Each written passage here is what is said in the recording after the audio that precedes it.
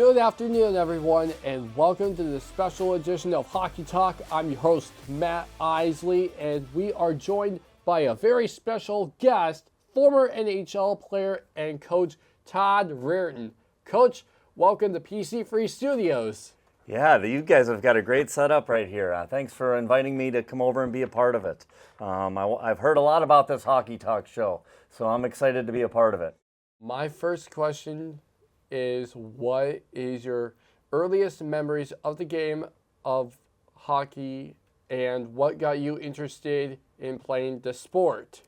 Yeah, I was very fortunate growing up to be able to get on the ice at just a little bit before 4 years old. So I was 3.5 years old, and I started skating. I lived on the north side of Chicago, and my mom and dad and my brother were involved in hockey.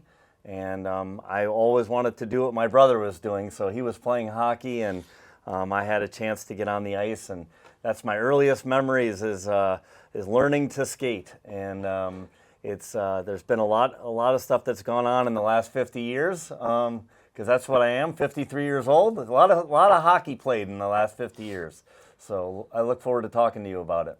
Yeah, so I figured. Anyway.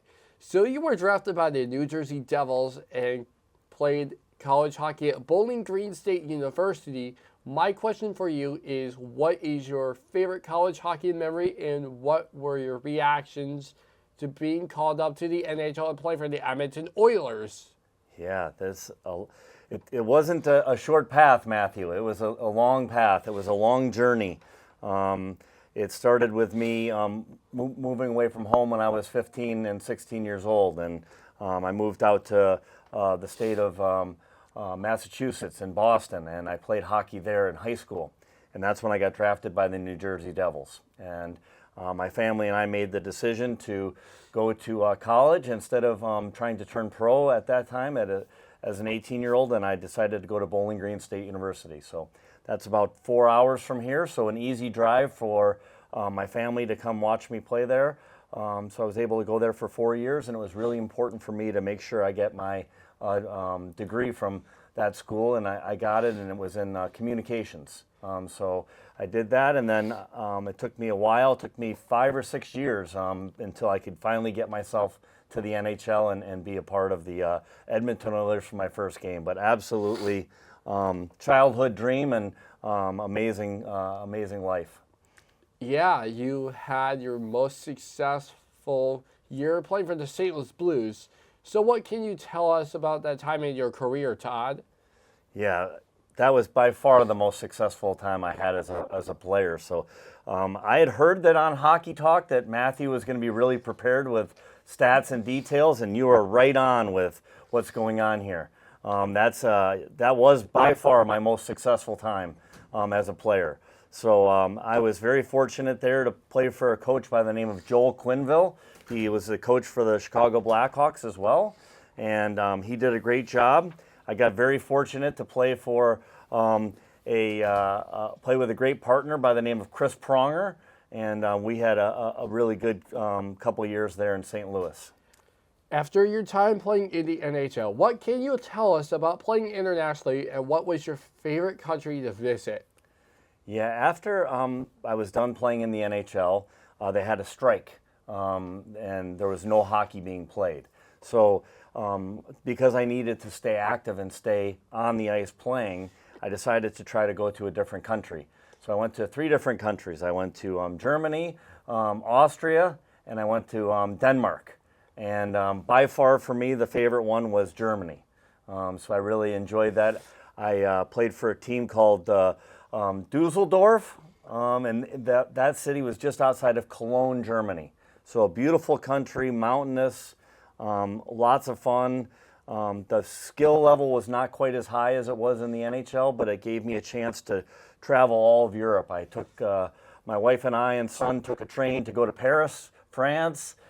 Did all sorts of different traveling, and that was an opportunity to play sports, but also have a chance to see a different part of the world that I had never seen before. So that was a great experience for my family and I. Yeah, so I figured that is a great place to visit, and that was awesome.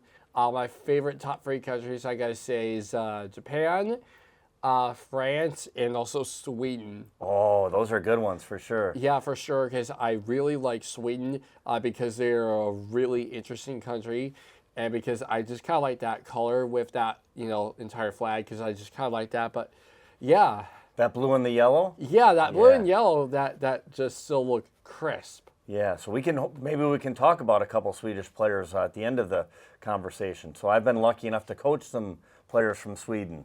So you would like them. They're very good people over there, Scandinavians. Oh yeah. Anyway, following your playing career, you began coaching at the collegiate level and later returning to the NHL.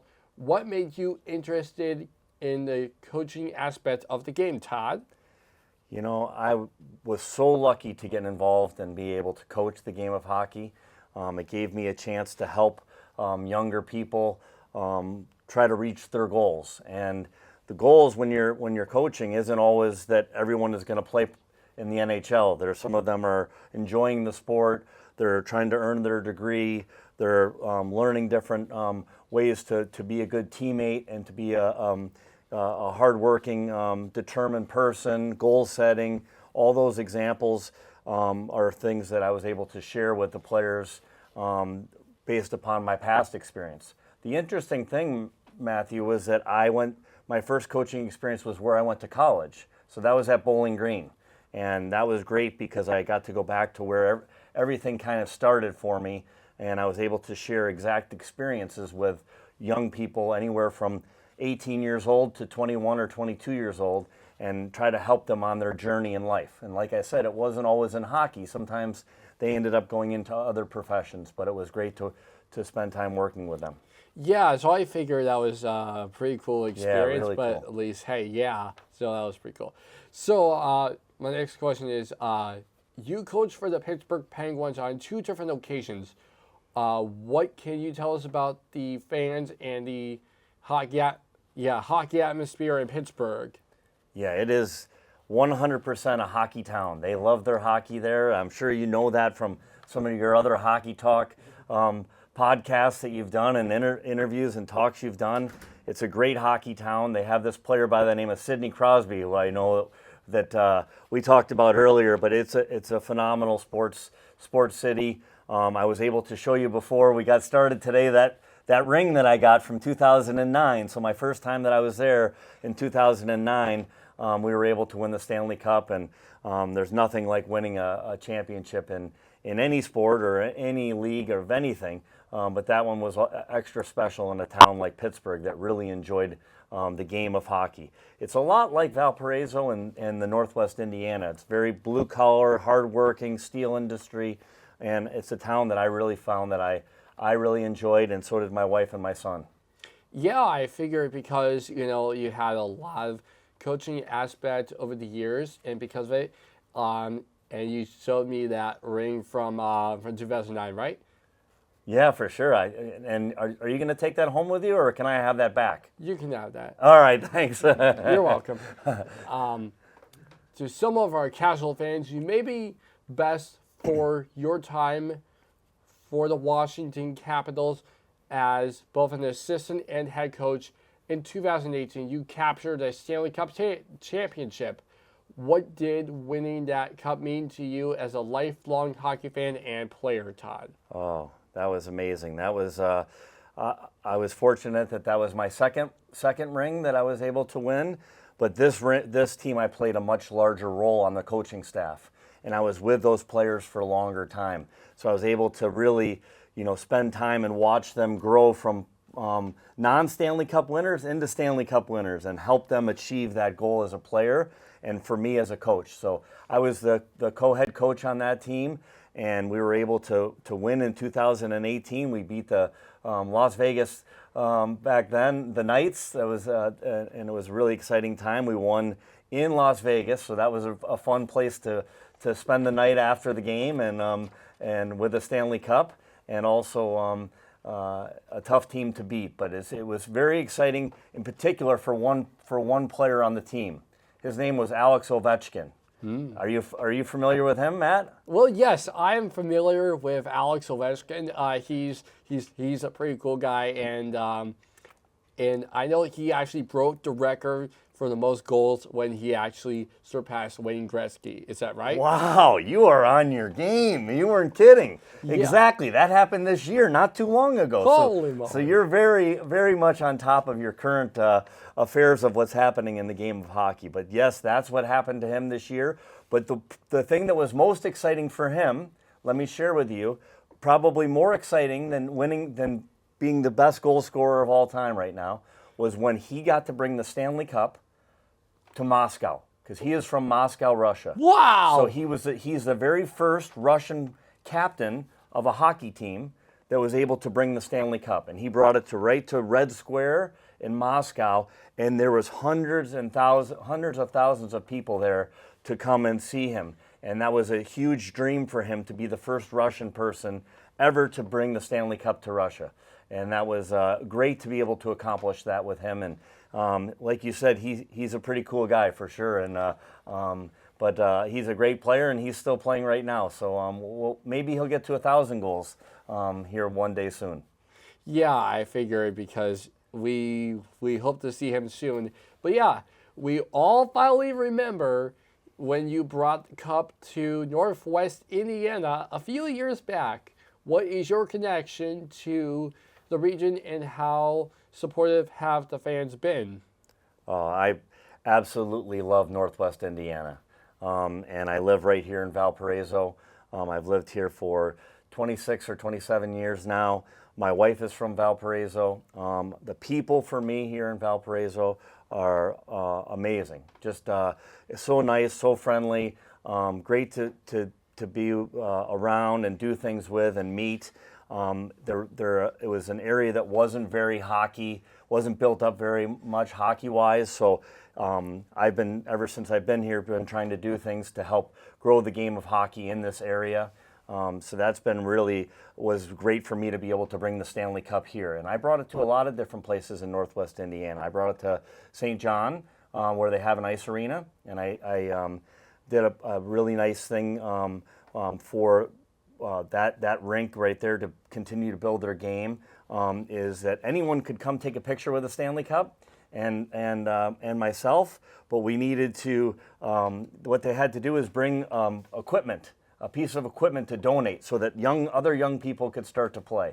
So that was great. I went to the police station, I went to the fire department, I went in Crown Point to where they were having their outdoor rink, and then I finished it all off by coming right here to Valparaiso at Central Park, and was able to have the Stanley Cup here, where I brought anyone that wanted to come and take a picture absolutely for free, but just anything to grow the game of hockey. And it seems to be working, because more and more people are playing hockey that are coming from this area. So I'm excited to do my part, and like I said, I've met a lot of great friends and great people from this town, and will always want to stay here and call this my new home. Well, yeah, so that is really interesting. So yeah, so right now there are a lot of coaching vacancies in the NHL. Is there any chance we can see you back behind the bench next season, Todd? I'm hoping so. I brought my phone with me, so I'm hoping that maybe if someone calls during I may need to step away. But no, I'm excited to get back to coaching hockey next year. This was a really important year for me as a person, to step away from the game. I had some health concerns in my family that I was able to help out with, be a part of making those things better with my family, and then I started to decompress and take a year away because of the high stress levels. So between playing for 13 years and coaching for 16 years, I had never had a year off. So 29 years of working every day on hockey, whether it was in the summer and doing training, or whether it was in the winter and traveling and coaching. That was my first time off, and I thought that would help me with a possible opportunity that hopefully I can get here, maybe later today. But you never know. It's a very competitive situation. There's only 32 teams in the league, so you've got to be the best 32, which luckily I've been able to be that. a few times in my career, and I'm hoping for that opportunity again. Yeah, so that is amazing. Thank you, Coach Rierden, for your time today and supporting PC3 with your interview. We wish you the best of luck, and we hope to see you back in the studio soon. Well, anytime you'd like to have me come back, Matt, I'd love to come back. You did an outstanding job. I love the studio that you have set up here. I think this is really setting you up for your future profession, and I appreciate your love for the game of hockey. Yeah, that is amazing. Thank you. That's all for this special edition of Hockey Talk with Coach Todd Rierden. For PC3 Media, I'm Matt Isley, and we'll see you next time.